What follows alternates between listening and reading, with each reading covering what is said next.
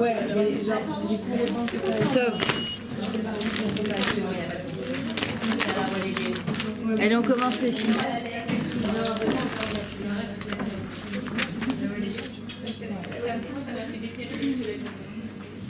Comment ça va? Ça y est, une bonne partie qui est revenue de France là. Oui.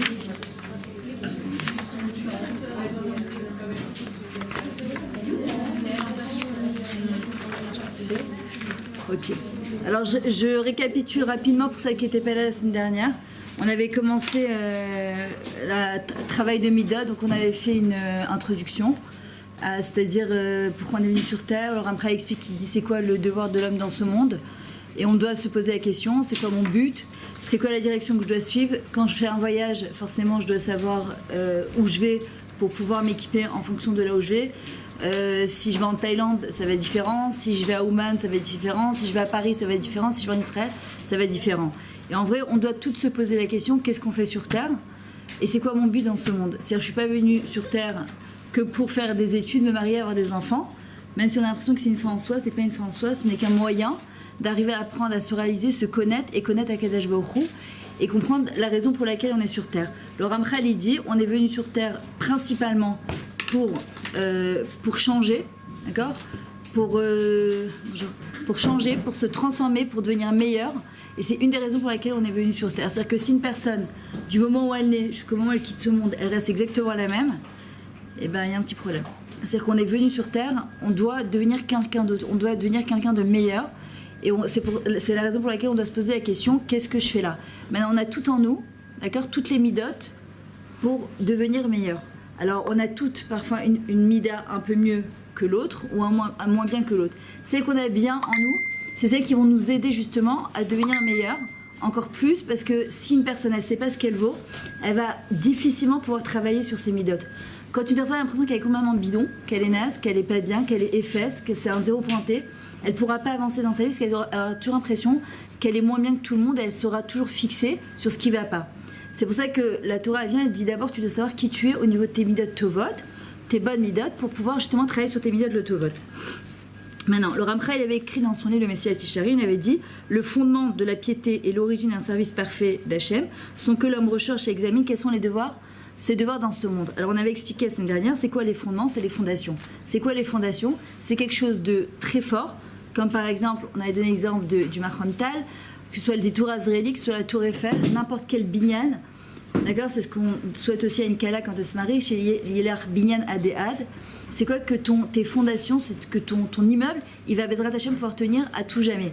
C'est-à-dire que cet immeuble-là, pour faire passer des centaines et des milliers d'élèves tous les jours, à chaque seconde, à chaque instant, ils ont dû travailler sur les fondations. Le problème des fondations, c'est quoi? C'est que c'est inerte. Ça reste comme ça. Alors, il y a des gens qui font leur Torah, c'est en béton armé leur Torah, ça bouge pas, mais justement, ça bouge pas du tout. C'est-à-dire que c'est exactement la même chose, le même Shabbat, les mêmes Chagim, il n'y a aucune simcha dans la Avodat Hashem. Alors le Ramchal dit d'abord les fondations elles doivent être fortes, ensuite il faut que l'origine, c'est quoi la racine en fait? Et c'est quoi la racine? C'est quelque chose qui fait pousser, comme dans un arbre. On dit pourquoi l'arbre le plus important c'est ses racines, parce que quand ses racines, il y a la fondation de l'arbre et il y a les racines de l'arbre, parce que les racines de l'arbre, elles continuent à faire justement pousser cet arbre-là, donner et engendrer quelque chose. Notre Avodat Hashem, elle doit engendrer quelque chose. C'est qu'il y a des gens qui font leur Torah, mais ils ne travaillent pas sur leur midot. C'est pour ça qu'il y a souvent malheureusement des gens qui disent, si c'est pour être religieux et comme ça ne sert à rien. C'est Gamlo Nachon, c'est aussi un tremplin pour les gens pour ne pas faire leur Torah, en disant je préfère rester comme je suis, au moins je fais pas Chilul Hashem. C'est pas Nachon non plus. On doit être Oved Hashem et en même temps être un exemple de Kiddush Hashem. Il faut savoir que quelqu'un, quand quelqu'un il fait Kiddush Hashem, on dit qu'il n'y a pas un sachar qui peut être donné dans ce monde tellement c'est grand de faire Kiddush Hashem. C'est tellement énorme qu'il n'y a pas de sachar qui peut être donné dans ce monde. Attendez, excusez-moi 2 secondes parce que j'ai un petit problème avec mon portable là. Voilà. Maintenant, le Ramchal il vient, il va nous expliquer, il dit comment on va rendre notre service divin beaucoup plus vivant au quotidien. Comment on va faire que tous les jours il soit mitradesh, que ce soit pas Meshahamem, ni au niveau de notre fila, ni au niveau de n'importe quelle chose qu'on va faire, ce soit sympathique. Par exemple, je sais pas comment c'est chez vous, j'ai l'impression qu'on est tous les jours Shabbat. J'ai l'impression qu'on passe d'un Shabbat à l'autre, d'un Shabbat à l'autre, d'un Shabbat à l'autre. Et des fois, tu te dis, j'ai l'impression que c'est un peu ennuyant. C'est toujours un peu le même truc. Tu prépares ton Shabbat, tu fais ton ménage pour Shabbat, tu dresses la table pour Shabbat, tu débarrasses la table, et hop, c'est reparti dimanche, rendez-vous au Machonta, et hop, c'est reparti. Comment on va faire pour que Bezrat Hashem, ce Shabbat-là, d'accord, et tous les Shabbatot, ils soient pas ennuyants. Il faut que ce soit kiffant, que quand je fais ma tefila, je la fais pas pour la tête et des chova, pour m'acquitter de ma tefila en me disant c'est bon, mais justement que ma tefila, ça va être un kiff, ça va être la semaine dernière, j'ai eu 3 mariages, Baruch Hashem, et 2 ils étaient sympas, voilà, on va dire sympas. Le 3e, il y avait Ilana d'ailleurs et encore 2 autres. C'était très sympa. C'est-à-dire qu'il y avait vraiment beaucoup de gdoucha, il y avait beaucoup. C'est-à-dire que à la fin, t'as l'impression, ce que me disait mon fils, il me disait, moi mon mariage, je veux qu'il soit différent parce que c'est pour la même chose. Nanana, nanana, la choupa, la ketouba, rat, mikou des chakli. Parfois, t'as envie qu'il y ait un truc miouchat, que ce soit yotse dofen. Pas yotse dofen, yoter midek, que ce soit trop différent, mais un truc, une petite touche de côté sympathique comme ça. Et en vrai, les gens, ils attendent que ça vienne de l'extérieur. Ça ne viendra pas de l'extérieur, ça vient de l'intérieur. Pourquoi les gens, ils cherchent tellement de hitrachut? Pourquoi ils cherchent des choses à sensation? Pourquoi on va dans des Luna Park à faire des jeux débiles où t'as la tête en bas et les pieds en l'air à hurler comme une folle, alors que ça dure 2 secondes, on est capable de faire une queue pendant 2 heures pour faire une seconde de j'ai ressenti quelque chose. Alors que la Torah, elle te dit Kikarov elecha davar meod, befichol après la soto. La chose, elle est en toi, dans ta bouche et dans ton cœur. C'est-à-dire que va pas chercher très loin. La hitrachut, elle est là. Le Rabbi Nachman, il dit par exemple, Ikar Adam Baolamazé, c'est quoi l'essentiel de l'homme dans ce monde-là? Les tradesh. On doit se renouveler tout le temps, tout le temps. Maintenant, les gens pensent que se renouveler, c'est quoi? Aller faire les magasins, aller en vacances. Alors, c'est vrai que ça fait partie d'eux, mais on sait très bien, si on est honnête avec nous-mêmes, que combien de temps ça nous amène de la simcha, cette hitrachut. On a porté l'habit 2, 3, 4 mois, on a fait shikran au-dessus. Au bout de 3 semaines, on a envie de quelque chose de nouveau. Et on est tous les matins notre armand en disant j'ai rien à mettre. Ok? Pourquoi? Parce qu'on sait que c'est pas la vraie hitrachut. La vraie hitrachut, elle se crée justement de l'intérieur. Alors, le premier point, comment on va faire pour se renouveler au niveau quotidien? Par exemple, quelqu'un qui, c'est un homme qui faisait pas cette fille-là ou qui fait cette fille-là et qui a l'impression que c'est les mêmes mots que je prononce, la même chose et qu'il n'y a rien de nouveau. Ben, je vais faire en sorte que, par exemple, je vais décider dans mes Birchot HaShachar ou dans ma Hamida que je vais me concentrer sur un paragraphe. Je vais l'étudier et je vais essayer de le comprendre.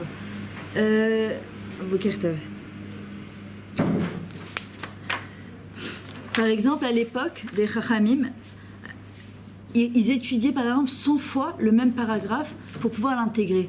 Alors on dit qui était appelé Even Neheman, un serviteur de Dieu, un serviteur fidèle, celui qui étudiait 101 fois. Tu dis, bah, ça va, c'est-à-dire qu'il le 100 fois, 101 fois, qu'est-ce que ça change? En gros, on te dit non, parce que cette fois-là, ce plus-là, c'est ça qui fait la différence avec parfois quelqu'un d'autre. On le voit par exemple au sport, au Cheder Kosher, il y a des gens qui viennent au Cheder Kosher, ils vont faire une demi-heure, 40 minutes, et c'est un peu méchant, c'est tout le temps la même chose. Et il y en a, mais ils vont changer de programme, ils vont faire quelque chose en plus, ils vont faire 50 minutes, et bien pour ces 5 minutes en plus parfois, oui, ça peut faire une grande différence. Une fois, j'avais parlé j'avais eu un couple qui était en difficulté, et le mari me disait, aujourd'hui, juste maintenant, avec du recul, maintenant que j'ai 40 ans, j'arrive à comprendre ce qu'est la différence entre quelqu'un qui est matmide, qui persévère dans ce qu'il fait, et qui va se dépasser entre quelqu'un qui fait les choses parce qu'il est tenu de les faire. Et ça, c'est toute la différence. Il me disait, j'avais des amis, des copains dans la classe, qu'ils sortaient pas, ils n'allaient pas en boîte de nuit, ils sortaient pas au restaurant, ils passaient leur dimanche à étudier. Et je me disais, qu'est-ce que c'est ennuyeux leur vie? Mais qu'est-ce que c'est? Mais vas-y, kiffe ta vie, c'est bon, vas-y. Il dit, je me suis retrouvée. Alors, Baruch Hashem, à un moment, il a très bien réussi, mais il n'a jamais eu de diplôme dans sa vie, d'accord? Et le problème, c'est qu'à un moment, la roue, elle a tourné, et il s'est retrouvé il est passé de millionnaire à ne même pas avoir de quoi manger. Il me dit, quand je vois mes amis qui ont étudié tous les dimanches et qui se sont accrochés dans leurs études, aujourd'hui, c'est des gens, Baruch Hashem, qui ont des villas, Ertilia, piscine, qui kiffent leur vie. C'est-à-dire que moi, ce que j'ai pas voulu investir avant, il n'y a pas le choix dans la vie. C'est-à-dire que c'est soit investi avant, soit investi après. Il n'y a pas où aller. On peut pas, on veut gratter sur tous les coins. Ce que tu investis maintenant, vous êtes encore jeune, vous avez encore toute la vie devant vous. Ce que vous changez maintenant, vous êtes encore souple et malléable. Ce que vous changez dans votre avodette à la midot, avant de vous marier, même pour celles qui sont mariées, c'est des jeunes mariés de toutes les manières, vous êtes encore souple, c'est quelque chose qu'on peut changer. Ce que vous investissez au niveau de vos études aujourd'hui, on va voir en général, à part, il y a des filles qui sont parfois un peu plus intelligentes, c'est comme ça, c'est un don qu'Hachem il a donné à une personne, mais Zélo Méchané, il y a des gens qui vont investir dans leurs études, qui vont bosser un peu plus, et il y en a qui veulent kiffer. Ils viennent ici parce qu'il faut avoir une théouda, etc. Tu verras la différence, quand tu vas postuler, tu vas voir que tu vas être plus prise ou pas. Pourquoi? Parce que les gens qui investissent au début, ils voient des résultats après. C'est ce qu'il dit David Ameller, Meshezora Bedima ou Ixor Berina. Celui qui a investi avec des larmes. C'est pas des larmes forcément de pleurs et de rasra. Pas du tout, c'est des larmes de je m'investis. C'est-à-dire je m'investis, je prie, je fais. Je comprends que j'investis à long terme. Ou Ixor Berina. Il récoltera avec de la joie. Il n'y a pas le choix. Celui qui investit maintenant, Bezrat Hashem, il aura des résultats au bout du compte. À l'époque aussi, il prenait un porteur, c'est un mishlohan en fait, ce qu'on appelle aujourd'hui, ceux qui fait des mishloars, qui envoie des colis. En fait, il le payait pour 10 parceurs, c'est-à-dire 43 km, il le payait en zouz, d'accord? Si l'homme il venait, il disait, aujourd'hui, au lieu de faire 43 km, je vais faire 48 km, on le payait 2 zouz. Alors, on posait la question, on dit quoi, pour 5 km de plus, c'est-à-dire pour 43 km, tu payes un zouz? On dit oui, parce que pour ces 5 km en plus qu'il allait faire, il allait redoubler d'efforts. Et pour ces 5 km en plus, alors ma gué à l'eau d'être payé un zouz en plus, alors que normalement il doit faire 43 km pour être payé un zouz. Et la Torah c'est pareil. Akadosh Baruch Hu, il nous dit, avance, fais tes efforts. Toi tu sais pas quand Hachem il va t'ouvrir les portes. Tu sais pas quand à un moment il va être propulsé en avant. Nous on a l'impression, c'est quoi le Yetzara? Il nous dit quoi, toute ta vie tu vas faire ça? Toute ta vie que tu vas travailler sur ta tzniut, sur ton shmirat hashon, sur ton shabbat, sur ta simcha, liot besimcha tamid. C'est pas possible d'être toujours besimcha. En vrai, je lisais d'ailleurs il y a un nouveau livre qui est sorti, qui s'appelle Simcha de la rabbine Feberland, celle qui a écrit le livre Bitachon, où elle explique justement dans son livre, elle dit on sait que liot besimcha, être toujours heureux, c'est quoi besimcha? C'est la chose marshava, par la pensée. Alors moi, j'ai toujours donné cette explication, c'est qu'en fait la joie, elle commence par ici. Et hier, j'ai lu une autre explication d'elle, très sympa. Elle disait qu'en fait, quelqu'un qui est heureux, il va rendre son système cognitif beaucoup plus efficace. C'est-à-dire que quand une personne, elle est heureuse, forcément, qu'est-ce qui se passe à l'intérieur? Tu trouves beaucoup plus vite des solutions. Tu vas trouver des choses qui sont proches de toi que tu vas pas avoir quand tu n'es pas bessira. On le voit quand on est triste, quand on n'est pas bien, quand on a la rama, quand on a la rasra, quand on a ce que vous voulez, on est en mode déprime, on voit rien, tout est noir, tout est triste. Le lendemain, tu te lèves, t'es bien. Tu te dis comment j'ai pu me retrouver dans un état, mais faut pas abuser quand même, j'ai peut-être exagéré. Et en fait, quand quelqu'un il est bien à l'intérieur de lui, d'accord, qu'est-ce qui va se passer? Il va trouver des solutions beaucoup plus rapides. Maintenant, ce qui se passe, c'est quoi il y a besimcha tamid? Est-ce qu'une personne elle peut être toujours heureuse? Non. Le mot tamid vient du mot atmada, c'est être persévérant dans sa joie. C'est-à-dire que je m'efforce, jusqu'à qu'à un moment, mon corps, mon esprit, mon nefesh, mon âme, elle va imprimer en elle ce genre de comportement, et après je ne supporterai plus être dans un mode déprime. Je vais plus supporter ce que même s'il y a des moments où je vais pas être bien, très rapidement je vais rebondir. Quand quelqu'un il fait pas cette avoda là, ce travail là, parce que Hachem il sait très bien qu'on peut pas être toujours joyeux. On est des êtres humains, on n'est pas des anges, d'accord? Mais quand quelqu'un il fait quand même l'effort, Bokertov, d'être toujours joyeux malgré tout, alors à un moment ça va devenir comme c'est comme un muscle. Au début tu es courbaturé quand tu fais du sport parce que quand tu n'en as pas fait, et au fur et à mesure eh ben, tu vas devoir à la limite passer au niveau supérieur parce que ton corps il se sera déjà habitué. Maintenant, la deuxième chose, donc on a dit un renouvellement quotidien. Deuxièmement, c'est parfois se préétablir un programme. C'est-à-dire que si quelqu'un il veut changer dans sa vie, dans n'importe quel domaine, physique, moral, mental, si je me fixe pas des buts, je ne change pas. Je resterai, on se retrouve dans 10 ans, 15 ans. Ça vous est arrivé certainement, bon vous êtes encore jeune, mais vous verrez Bezrat Hashem dans 10 ans, 15 ans. Moi, ça m'est arrivé de retrouver des copines de classe. Par exemple, quand je vais à Paris donner des conférences, à la fin des cours, mais t'étais pas Myriam Lévy de Zara Torah de Créteil? Si, maintenant ça fait quoi, 24 ans que je l'ai pas vue. Alors qu'est-ce que tu deviens? Rien de spécial.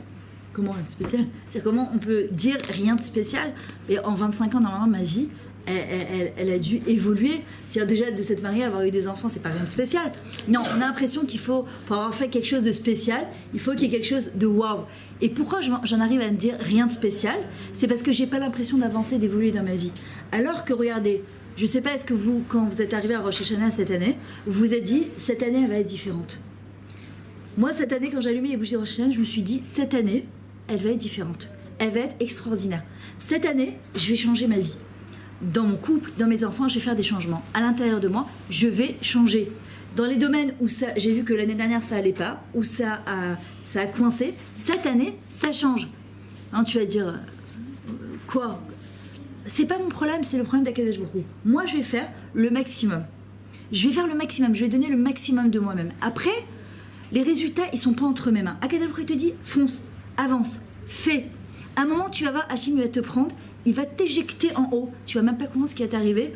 Et quand tu vas tourner la tête, tu vas dire quoi? J'ai fait tout ça? Je vais dire ouais, t'as fait tout ça. Mais Hachem, pour nous ouvrir les portes, il attend que nous d'abord, on avance. Dans la Vodat à la Midot, c'est pareil. Les gens ils disent ouais, mais je suis né colérique, qu'est-ce que tu veux que je fasse? Hachem il dit ouais, c'est moi qui t'ai créé comme ça, avec la Midot de colère. J'ai pas de problème avec ça, mais il faut que je travaille. Tu vas dire mais comment je fais? Eh bien si je sais que je m'énerve tous les jours, il y a un certain moment de la journée où je m'énerve un peu plus, et ben je vais décider que par exemple pendant une demi-heure dans la journée, dans le moment où je sais que je suis plus apte à m'énerver, cette demi-heure, l'homme échané, qu'est-ce qu'il arrive? Je ne me mets pas en colère. Et en fait c'est comme ça qu'on travaille. Si je m'établis pas un programme de travail de midot, de travail dans ma vie, dans n'importe quel domaine dans lequel je sais que je dois évoluer, je ne pourrai pas avancer. Je suis obligée à un moment de me faire, par exemple, je sais pas, un cahier à côté de mon lit et tous les jours de me dire en quoi j'ai évolué dans ça, en quoi j'ai évolué dans ça.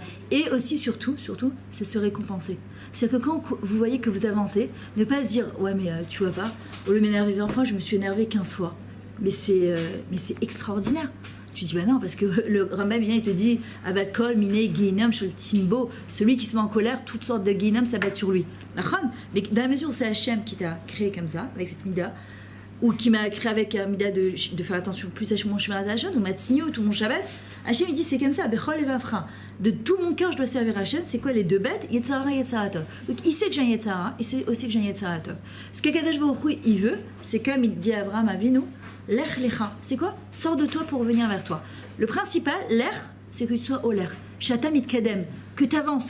Et ma talon mitkadem, c'est quoi dire entre un animal et nous? Un animal, il est sur 4 pattes, il est stable toute sa vie. Nous, on peut pas. Quelqu'un qui est stable, il recule, il peut pas avancer. Nous, on est obligé d'être toujours en évolution, même de 0,001 mm. Même ça, c'est pareil. Vous verrez Bezrat Hashem dans vos couples, en tout cas pour celles qui sont mariées, c'est aussi important, c'est-à-dire que si on veut que notre couple évolue, si on veut que ce qu'on a ressenti avant le mariage, ce que je dis toujours aux calottes, ce que tu ressens avant c'est un cadeau, après c'est un travail, il n'y a pas où aller. Même la plus belle des maisons, tu prends le plus belle, là il y a la maison de Rothschild à Nice par exemple, à côté de Nice, c'est un entretien permanent, tous les jours on vient, on la nettoie, on arrose, sinon tu retournes dans un an, elle est complètement délabrée. Et en vrai, comment je fais pour entretenir mon couple justement, mon amitié avec quelqu'un, c'est est-ce que je lui ai dit un mot gentil à mon mari aujourd'hui? Est-ce que je lui ai montré une marque d'affection où il me dit il y a quelque chose à manger, je lui dis va te réchauffer à manger, l'assiette est dans le micro-ondes. Est-ce que tu peux me faire un café chérie?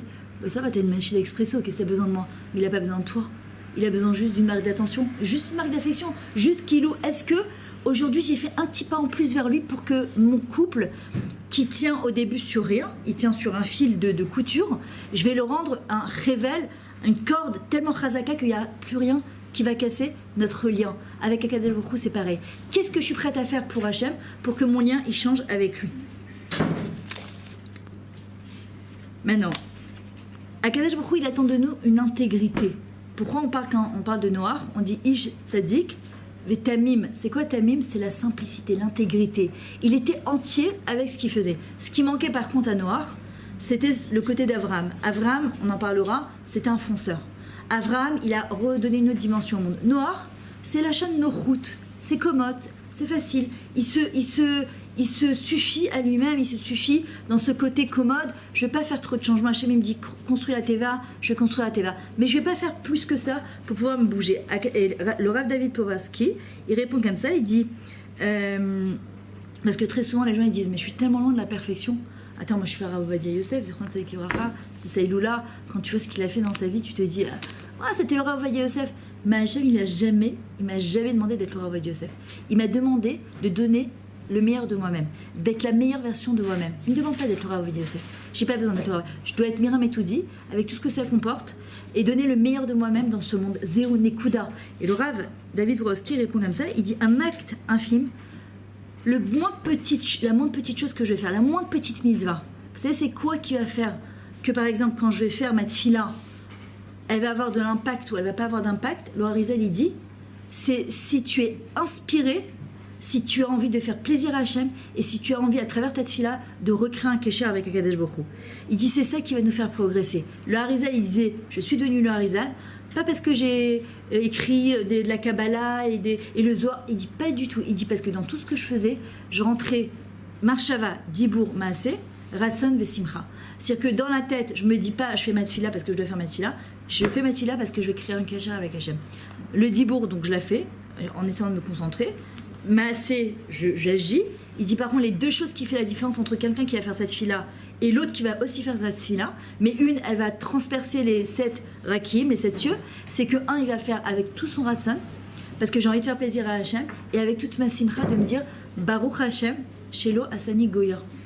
Shelo Asani Goya, Shelo Asani Shifra, chez Asani Kirtono, que j'ai été fait en fonction de la volonté d'Hachem, et j'ai la volonté de faire sa volonté. Et ça, c'est ce qui fait toute la différence entre un vrai Oved Hachem et quelqu'un qui fait sa Torah et ses mitzvot, mais il n'y a pas de chayout, il n'y a pas de vitalité dans ce qu'il fait. En vrai, nos actes, ce qu'on fait dans la vie, ce qu'on agit dans la vie, ça doit pas être une succession d'actes. Je fais comme une machine. Ta ta ta ta ta ta. Je me lève dimanche, hop lundi, ta ta ta ta ta. J'arrive mardi, hop mercredi je fais course pour Shabbat. Jeudi je fais. Il dit non. À un moment je dois prendre du recul par rapport à ma vie. Et ça c'est ce qu'on va expliquer. Je sais pas si c'est aujourd'hui ou dimanche prochain, mais de faire un zoom sur sa vie, c'est-à-dire prendre du recul et se dire est-ce que ma vie c'est une suite d'événements où en fait tous ces événements ils sont au service de quelque chose de beaucoup plus grand. Est-ce que j'arrive à comprendre que quand je suis dans ce monde-là, je suis pas une parmi 7 milliards d'êtres humains et que mon moi, il a un impact énorme dans ce monde, ou bien je me dis, c'est une succession d'événements qui m'arrivent dans la vie et en fait que je ne relie pas du tout à quelque chose de beaucoup plus élevé et beaucoup plus grand. Et je vous assure que si vous arrivez aujourd'hui à intégrer cette notion, à comprendre cette notion, demain quand vous allez faire le choix de vos maris, quand demain vous amènerez des enfants au monde, quand vous allez choisir votre travail, quand vous achèterez une maison Bezrat Hachem, ça sera complètement différent. Je me marie pas parce que ça fait partie de la vie, mais parce que je comprends que quand je passe sous la roupa, ce n'est pas ma roupa. Quand j'amène un enfant au monde, ce n'est pas mon enfant. J'ai été juste un kéli pour amener ces Neshamot-là, pour leur permettre de devenir et de se réaliser, pour continuer la survie du Ham Israël et pour permettre à cette Neshama de devenir l'étaken, puisque Tinok c'est la chaîne Tikkun, il vient pour réparer et je vais lui donner les moyens de devenir dans ce monde-là. Et si je vois le monde de cette manière-là, même quand vos études vous les faites,